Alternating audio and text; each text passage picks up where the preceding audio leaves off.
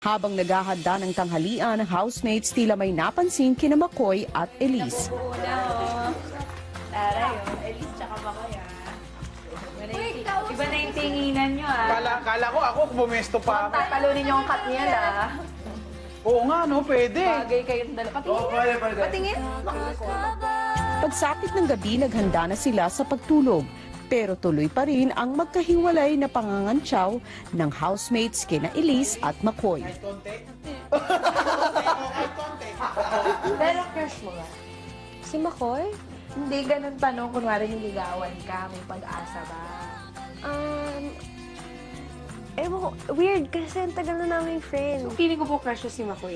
Kasi po, pag inaasar po namin si McCoy sa kanya, bigla siya namumula, nagbo-blush. Cute sila. Yung body language niya sa'yo, totoo meron. Yung fit!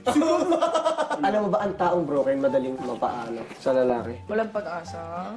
Hindi ko alam, weird. Weird lang, weird. Ako nagaganda ako kay Elise. Basta yun, andun muna, parang andun parang. Crush. Hindi mo siya gusto, pero gusto mo siya. Sige, in between.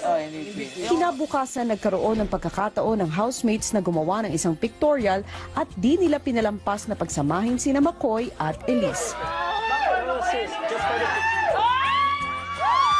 Sobrang click sila eh. Parang may mystery eh. Siguro yun yung nagpapakilig sa aming lahat. Talagang bagay na bagay silang dalawa. Sana magpatuloy pa. You guys looking great together.